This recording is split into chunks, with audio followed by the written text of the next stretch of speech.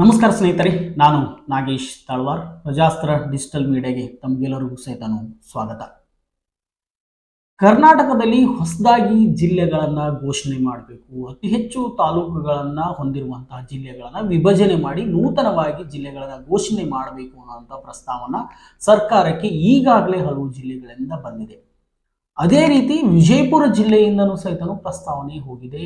India ಶಾಸಕರಾಗಿರುವಂತಹ Yashwantgouda Patil ಅವರು ಇಂಡಿ ಜಿಲ್ಲೆಯನ್ನ ಘೋಷಣೆ ಮಾಡಬೇಕು ಅನ್ನುವಂಥ ಪ್ರಸ್ತಾವನೆಯನ್ನ ಸರ್ಕಾರಕ್ಕೆ ಸಲ್ಲಿಸಿದ್ದಾರೆ. ಗುರುವಾರ ಸದನದಲ್ಲಿ ಈ ಬಗ್ಗೆ ಅವರು ಪ್ರಶ್ನೆಯನ್ನ ಕೇಳಿದ್ದಾರೆ. ಇದಕ್ಕೆ ಕಂದಾಯ ಸಚಿವರು ಉತ್ತರವನ್ನು ಸಹಿತ ನೀಡಿದ್ದಾರೆ.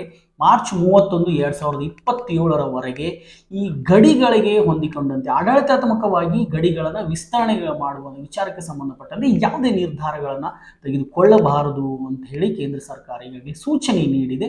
ಹಾಗಾಗಿ ಸದ್ಯಕ್ಕೆ ಆ ರೀತಿ ಯಾವುದೇ ನಿರ್ಧಾರಗಳನ್ನು ತೆಗೆದುಕೊಳ್ಳಕ್ಕಾಗ್ತಾ ಇಲ್ಲ. ಆದರೆ ಇಂಡಿ ಜಿಲ್ಲೆ ಘೋಷಣೆ ಮಾಡುವಂತಹ ವಿಚಾರ ಸರ್ಕಾರ ಗಮನದಲ್ಲಿದೆ, ಆ ಪ್ರಸ್ತಾವನೆ ಸರ್ಕಾರದಲ್ಲಿದೆ, ಅದನ್ನ ಸ್ವೀಕಾರ ಮಾಡಿದೆ ಅನ್ನುವಂತಹ ಮಾತುಗಳನ್ನ ಕಂದಾಯ ಸಚಿವರು ಹೇಳಿದ್ದಾರೆ. ಇದಕ್ಕೆ ಸಂಬಂಧಪಟ್ಟಂತೆ ಪ್ರಾದೇಶಿಕ ಕಚೇರಿ ಬೆಳಗಾವಿ ಏನಿದೆ ಅಲ್ಲಿ ಕಳಿಸಲಾಗಿದೆ, ಬಟ್ ಅಲ್ಲಿ ಅದು ಸ್ವೀಕಾರಗೊಂಡಿಲ್ಲ. ಆದರೆ ಇಂಡಿ ಜಿಲ್ಲೆಯನ್ನು ಘೋಷಣೆ ಮಾಡಬೇಕು ಅನ್ನುವಂಥ ವಿಚಾರದ ಕುರಿತು ಸರ್ಕಾರದ ಗಮನಕ್ಕೆ ಇದೆ ಅನ್ನುವಂಥ ಮಾತುಗಳನ್ನ ಹೇಳಿದ್ದಾರೆ.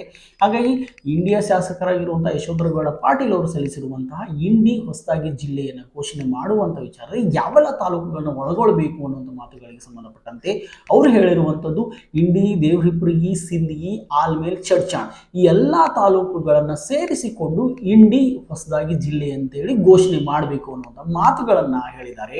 ಪ್ರಸ್ತುತ ವಿಜಯಪುರ ಜಿಲ್ಲೆ 8 ವಿಧಾನಸಭಾ ಕ್ಷೇತ್ರಗಳು ಸೇರಿದಂತೆ 13 ತಾಲೂಕುಗಳನ್ನ ಒಳಗೊಂಡಿದೆ. ಹೀಗಾಗಿ ವಿಜಯಪುರ ಜಿಲ್ಲೆನ ವಿಭಜನೆ ಮಾಡಿ ಇಂಡಿ ಹೊಸದಾಗಿ ಜಿಲ್ಲೆ ಅಂತ ಘೋಷಣೆ ಮಾಡಬೇಕು ಅನ್ನುವಂತಹ ಪ್ರಸ್ತಾವನೆಯನ್ನ ಏನು ಇಂಡಿಯ ಶಾಸಕರಾಗಿರುವಂತಹ ಯಶವಂತಗೌಡ ಪಾಟೀಲ್ ಅವರು ಸರ್ಕಾರದ ಮುಂದೆ ಇಟ್ಟಿದ್ದಾರೆ. ಇಲ್ಲಿ ಸಿಂದಗಿ ತಾಲೂಕಿನ ಜನತೆ ಸ್ಪಷ್ಟವಾಗಿ ಇದರ ಬಗ್ಗೆ ಸಾಕಷ್ಟು ವಿಚಾರಗಳನ್ನ ಚರ್ಚೆಗಳನ್ನ ಮಾಡಬೇಕಿದೆ.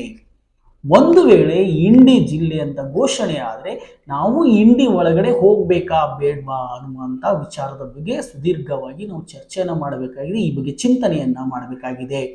ವಿಜಯಪುರ ಜೊತೆಗೆ ನಾವು ಇರುವಂಥ ಭಾವನಾತ್ಮಕ ಸಂಬಂಧ, ಆಡಳಿತಾತ್ಮಕ ಸಂಬಂಧ ಮತ್ತು ನಮಗಿರುವಂಥ ಸಂಪರ್ಕ ಜೊತೆಗೇನೆ ಇಂಡಿಯಾ ಜೊತೆಗೆ ಹೊಸದಾಗಿ ಏನಾದರೂ ಇಂಡಿ ಘೋಷಣೆ ಆದರೆ ಇಂಡಿಯಾ ಜೊತೆಗೆ ನಮ್ಮ ಆಡಳಿತಾತ್ಮಕ, ಭಾವನಾತ್ಮಕ ನಮಗೆ ಸಾಕಷ್ಟು ವಿಚಾರಗಳ ಸಂಬಂಧಪಟ್ಟಂತೆಯೂ ನಾವು ಚಿಂತನೆಯನ್ನ ಮಾಡಬೇಕಾಗಿದೆ.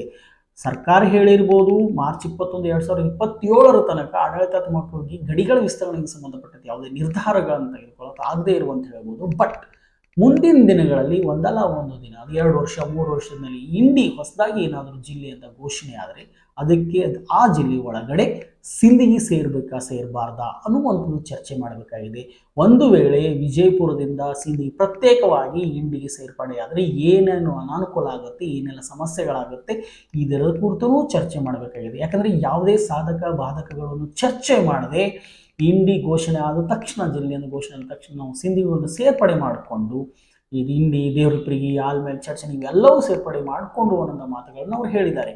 ಹಾಗಾಗಿ ಸಿಂದಗಿಯಲ್ಲಿರುವಂಥ ಜನರು ಇದರ ತಮ್ಮ ಅಭಿಪ್ರಾಯಗಳು ಏನು, ಸರ್ಕಾರ ಈ ನಿರ್ಧಾರ ತೆಗೆದುಕೊಂಡ್ರೆ ಇಲ್ಲಿ ಜನರು ಒಪ್ಕೊಳ್ತಾರಾ, ಸಿಂದಗಿ ಮತಕ್ಷೇತ್ರದ ಜನರು ಭಾವನಾತ್ಮಕವಾಗಿ ಏನಿದ್ದಾರೆ, ಬಿಜಾಪುರ ಜೊತೆಗೆ ಹೆಚ್ಚು ಭಾವನಾತ್ಮಕವಾಗಿದ್ದಾರೋ ಅದು ಇಂಡಿ ಜೊತೆ ಕನೆಕ್ಟ್ ಆಗ್ತದೆ, ಆಡಳಿತಾತ್ಮಕವಾಗಿಯೂ ನೋಡಬೇಕಾಗ್ತದೆ. ನಮ್ಮ ವ್ಯವಹಾರಗಳನ್ನು ಮಾಡುವ ದೃಷ್ಟಿಯಿಂದ ನಾವು ಏನು ಈ ಭಾಗದ ಜನರು ವಿಜಯಪುರ ಜೊತೆಗೆ ಮಾಡುವಂತಹ ಸರ್ಕಾರಿ ಕಚೇರಿಗಳ ಆಡಳಿತಾತ್ಮಕ ವ್ಯವಹಾರಕ್ಕೆ ಸಂಬಂಧಪಟ್ಟಂಥ ವಿಚಾರಗಳ ಕುರಿತು ನಾವು ಚರ್ಚೆ ಮಾಡಬೇಕಾಗುತ್ತೆ. ಹಾಗಾಗಿ ಸಿಂದಗಿ ಮತಕ್ಷೇತ್ರದ ಶಾಸಕರಾಗಿರುವಂತಹ ಅಶೋಕ್ ಮನಗೂಳಿಯವರು ಈ ಸದನದಲ್ಲಿ ಸಾಧ್ಯ ಆದರೆ ಈ ಸದನದಲ್ಲಿ ಇದಕ್ಕೆ ಸಾರ್ವಜನಿಕರ, ಸಿಂದಗಿ ತಾಲೂಕಿನ ಜನರ, ಸಿಂದಗಿ ಮತಕ್ಷೇತ್ರದ ಜನರ ಅಭಿಪ್ರಾಯ ಏನಾಗಿದೆ ಎನ್ನುವಂಥ ಮಾತುಗಳನ್ನ ಸರ್ಕಾರದ ಗಮನಕ್ಕೆ ತರಬೇಕಾಗಿದೆ.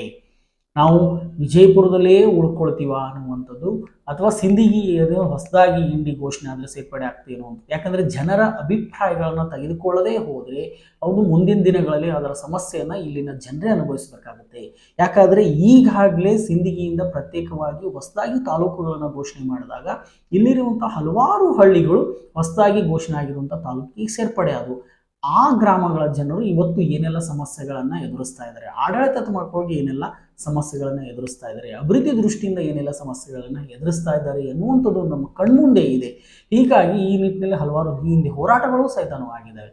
ಅದೇ ರೀತಿ ಇಂಡಿ ಜಿಲ್ಲೆ ಘೋಷಣೆಯಾದರೆ ಸಿಂದಗಿ ಕೈ ಬಿಡಬೇಕು ಅಥವಾ ಸಿಂದಗಿ ಸೇರ್ಪಡೆ ಆಗಬೇಕಾ ಅನ್ನುವಂಥ ವಿಚಾರದ ಕುರಿತು ಇದಕ್ಕೆ ಎಲ್ಲ ಸಂಬಂಧಪಟ್ಟಂತಹ ಸಮಗ್ರ ಸಿಂದಗಿ ತಾಲೂಕಿನ ಜನತೆ ಎಲ್ಲವೂ ಇಲ್ಲಿರುವಂತಹ ಸಂಘಟನೆಗಳಿರ್ಬೋದು, ರಾಜಕೀಯ ಮುಖಂಡರಿರ್ಬೋದು, ಮಠಾಧೀಶರಿರ್ಬೋದು, ತಜ್ಞರಿರ್ಬೋದು, ಬರಹಗಾರರಿರ್ಬೋದು, ಸಾಹಿತಿಗಳಿರ್ಬೋದು, ಎಲ್ಲ ಈ ಸಿಂದಗಿ ತಾಲೂಕಿನ ಜನತೆ ಇದರ ಬಗ್ಗೆ ಚರ್ಚೆ ಮಾಡಬೇಕಿದೆ. ಇಲ್ಲದೆ ಹೋದರೆ ಮುಂದಿನ ದಿನಗಳಲ್ಲಿ ಎಲ್ಲವೂ ರೀತಿ ದೃಷ್ಟಿಯಿಂದ ಕೈತಪ್ಪಿ ಹೋಗುತ್ತೆ.